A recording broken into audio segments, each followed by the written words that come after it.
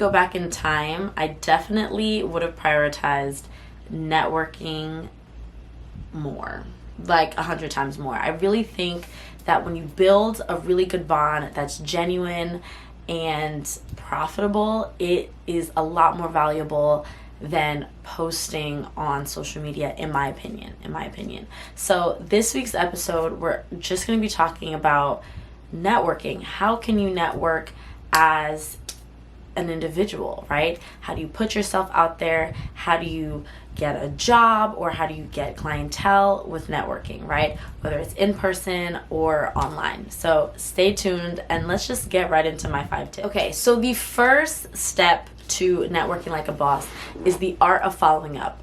I look at following up as a spectrum. You can follow up too much, and sometimes you don't follow up enough.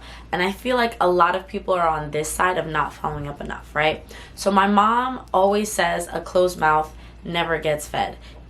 If you don't follow up enough, how do you expect to land that client or get a job, right? You need to keep following up, because you have to just look at it like this. People are really, really busy. I'm never afraid of following up a million times, because in my personal life, I have a million text messages, whether it's personal or business. I have a million Instagram DMs, LinkedIn DMs. I have like 5 emails that I'm managing. It's a lot, right? And I guarantee you, I always forget when someone asks me something. Sometimes I write it down if it's important, or if I remember. Sometimes it's important, but I just forget to write it down. If I write it down, if I remember to write it down, okay, majority of the time I will follow through. I will respond to the person. But sometimes I forget, right? So you have to look at it like this. People are busy. Sometimes it's not because they don't want to help you out. Sometimes it's not because they hate you or they were being fake and they, sometimes they're just busy. So keep following up, right? But then on the other side of following up too much, if the person genuinely is not respecting your time and respecting the effort of you reaching out to them several times, stop following up, right? I'll give you a perfect example. I have this, we'll just say a potential client, right? They have been wanting to work with me, I would say, for over a year now. They would occasionally reach out, or in the beginning, I would reach out and say, hey, listen, I know we spoke last month about, working together. Are you still interested? And they would say, yeah, let's set up a meeting, right? So we would set up a meeting. I would tell them my services. They would tell me what they're looking for, and we would have a conversation. Again, I'm a very changed person. A year ago, I would have said, oh yeah, let's have a meeting, right? And I would talk about the same thing, and I would look at it as refreshing their memory. No, if they really wanted my service and if they really valued it, they wouldn't have to take a whole year. They wouldn't have to have a meeting every few months to have a refresher. They would write down that information, determine whether it's a good investment for them or a bad investment for them, and choose accordingly, right?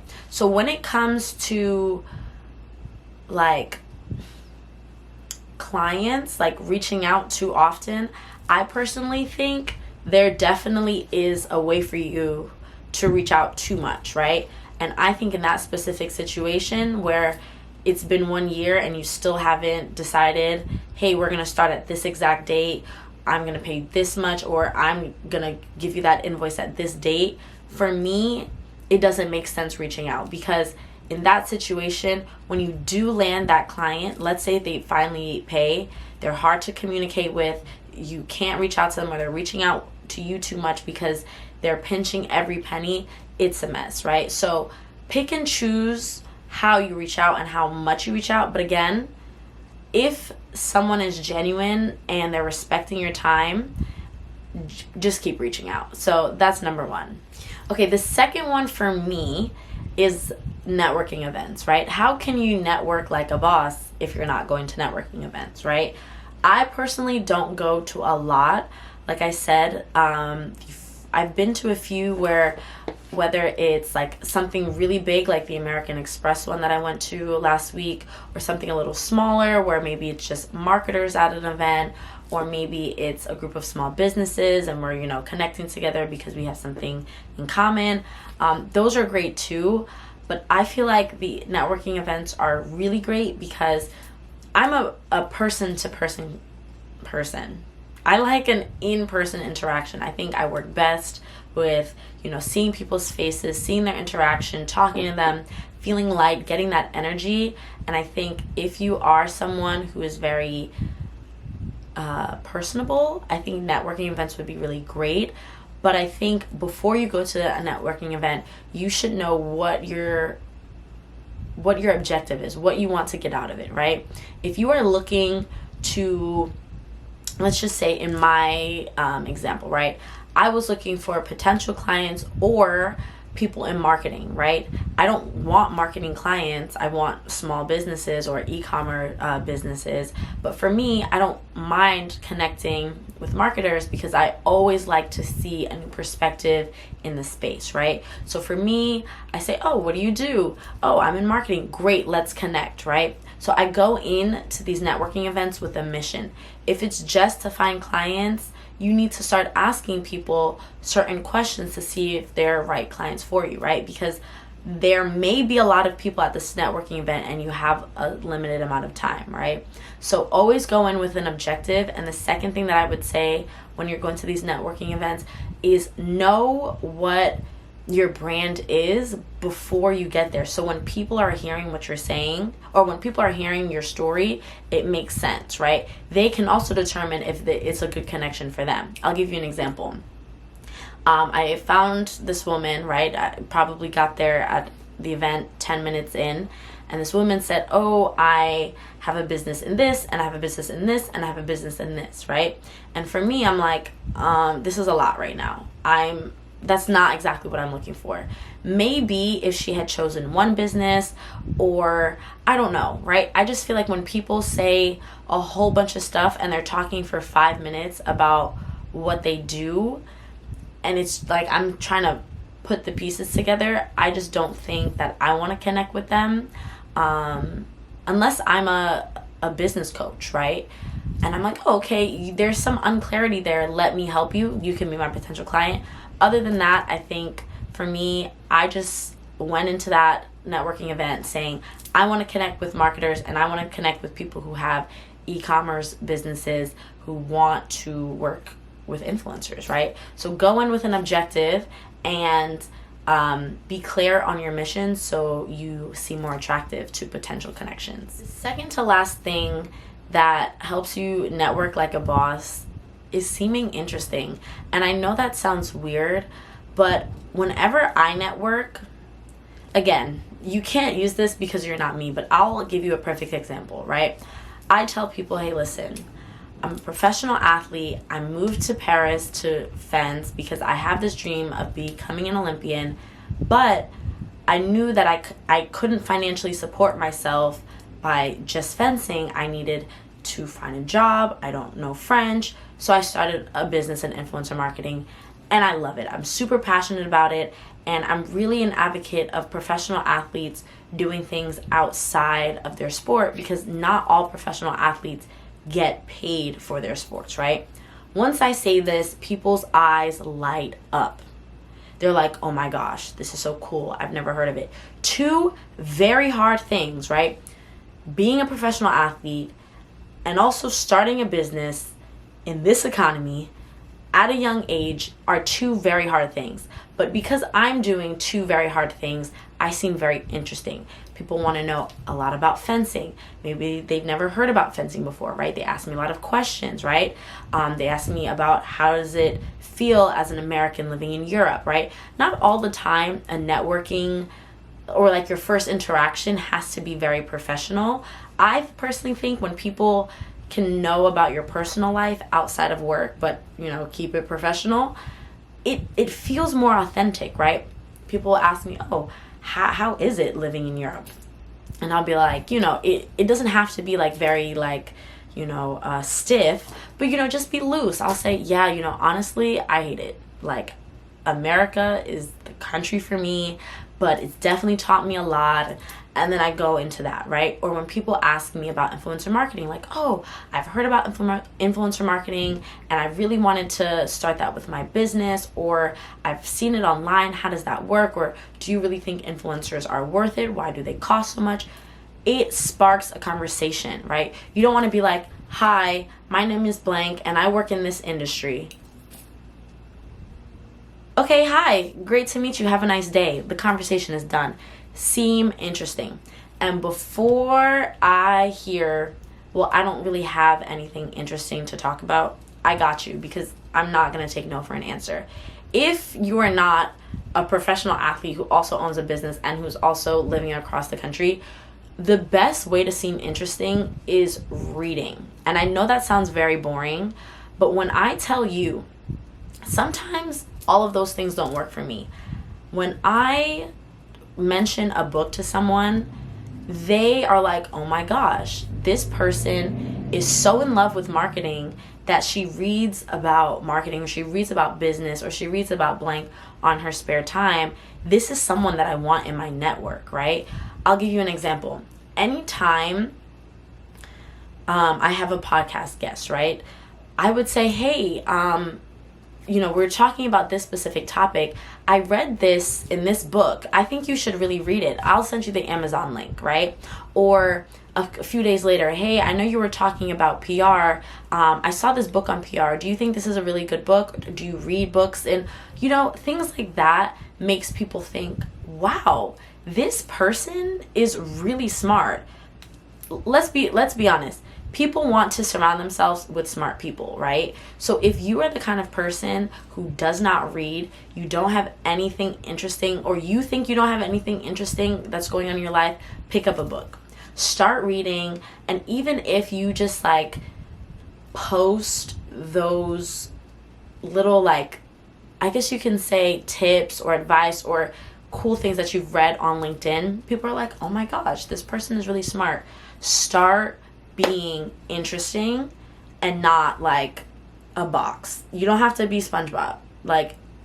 I don't want to connect with SpongeBob personally. And I think people want to connect with me because I think this is my thing.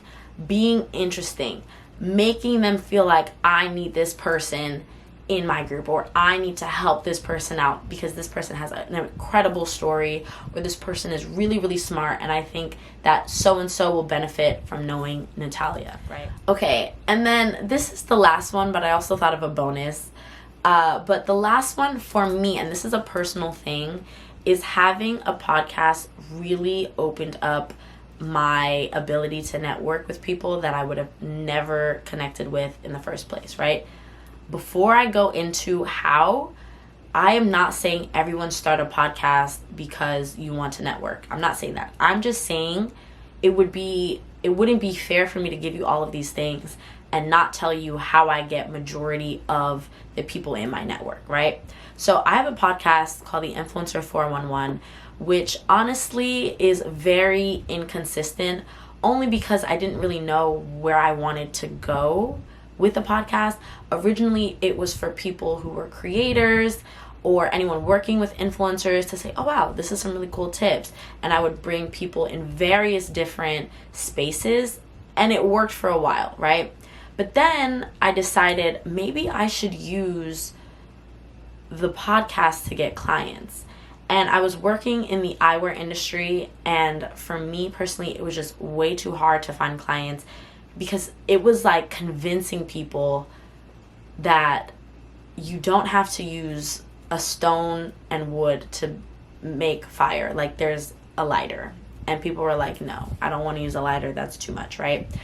Besides the point, I really felt like the podcast, my first sponsored influencer deal came from connecting with someone who was on my podcast. I posted a podcast clip. The brand liked one of my LinkedIn posts because I reposted it on LinkedIn, and I reached out to the CEO and I said, wow, you have an app for influencer marketing. I would love to have you on the podcast.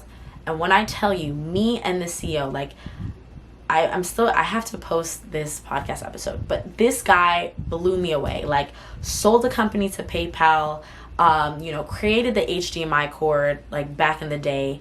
Such a tech guy, and now is in the influencer marketing space. There is no way in hell that I would have connected with this guy if I didn't have a podcast. I've connected with people who have, like, Google Awards in, like, optical specs or tech, or just crazy people that I would have never met because we have no one in common, just because I said, hey, can you be in my podcast? Your brand seems interesting. So, not saying you need a podcast, but I'm saying it really, really, really changed my networking game. And I also think it's important to distinguish what you want to network for. If you're trying to network for a job, because I have a lot of friends who are not business owners, they are 9-to-5ers, and I love that for them because they get that check every 2 weeks. You don't need a podcast. You don't necessarily need to go to networking events. If you're looking to get a job, and I tell them this all the time, LinkedIn is your best friend. Reach out to people who are in the industry that you want to work in. See if you have a mutual connection. Say, hey, listen, I went to college with this person. This person knows this person who's working at this job that I want to get into. And connect, right? Figure out who you can connect with on LinkedIn. LinkedIn and me are like this, BFFs, right? Use that to your advantage. Find people who are in the space that you want to work in. And even if you don't have a connection with anyone, right? It's just like you're finding random people who are like third connecting, like connectors. You know what I'm talking about? Like, you don't have anyone in common.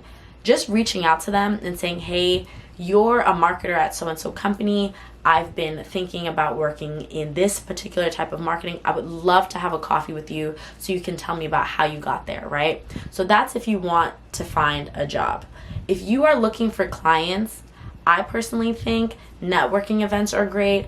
I personally think having a podcast or a YouTube channel is great, and having these guests and connecting with them on LinkedIn. There's nothing better than people wanting to talk about themselves and their brand and their business and their story. They love it. They eat it up, right? It's the inner Leo in them, right? I personally think if you're trying to find clients, a podcast is the way to go. If you are looking to start a podcast and you want a video on how to do that. Okay, of course my camera dies right when I'm trying to wrap up the video. But basically, whether you're trying to find a 9-to-5 job and you're trying to either switch or get into the corporate world, or you're trying to find clients, both of these are networking, and these 5 steps may apply to you. Whether it's all 5 or 1 or 2 of the 5 can definitely work in achieving those goals. Pick and choose which tip that you like and which tip that you actually want to use, and tell me how you plan on networking tomorrow. Not in the future, tomorrow, because you're going to get that client or you're going to get that job. So I'll see you in the next video, and start networking like a boss.